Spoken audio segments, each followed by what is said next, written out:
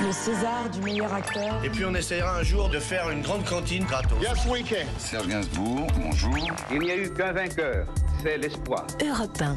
Et à 7h24 sur Europe 1, c'est l'heure du jour où. Un retour ce matin sur la plus grande supercherie littéraire du XXe siècle. Le 17 novembre 1975, un inconnu, l'écrivain Émile Ajar, reçoit le prix Goncourt pour son roman La vie devant soi aux éditions Mercure de France.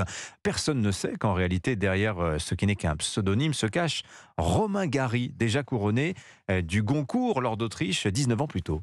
Oui, Romain Gary, c'est l'histoire d'un homme qui voulait devenir un autre pour se réinventer. Personne ne sait en 1975 qu'il se cache derrière le nom d'Émile Ajar, absent au moment de recevoir le prix Goncourt. Le prix Goncourt 1975 a été attribué à monsieur Émile Ajar pour son roman intitulé La vie devant soi. L'écrivain refuse le prix et se cache. Il joue au chat et à la souris avec les journalistes qui cherchent à le rencontrer. Le reporter d'Europe 1, Gérard Fusil, se rend même devant la maison supposée d'Émile Ajar, près de Cahors, dans le Lot. Le chemin caillouteux et boueux s'arrête devant une vieille bergerie. Sur cette boîte aux lettres d'Émile Ajar, il y a un soleil bien jaune et une mer bleu foncé. Ajar, à Cagnac, on ne connaît pas. En revanche, Paul Pavlovitch, on connaît bien. Raté, ce n'est pas l'écrivain Paul Pavlovitch qui se cache derrière le nom d'Émile Ajar. Au même moment, sur Europe 1, Romain Gary explique connaître Émile Ajar en personne.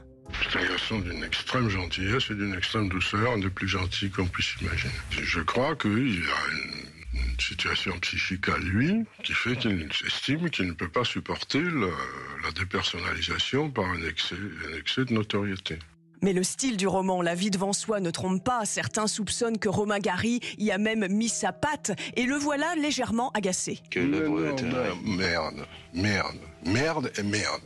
Rewriting par qui ? Romain Gary, le caméléon, a toute sa vie utilisé des noms d'emprunt et brouillé les pistes, même lorsqu'il était journaliste-reporter sur la mer Rouge ou en Malaisie. Ce goût de la farce lui permettait de lutter contre la dépression, mais ne lui enlèvera jamais sa vieille mélancolie. Lorsque Romain Gary se suicide en 1980, personne ne sait encore que meurt avec lui Émile Ajar.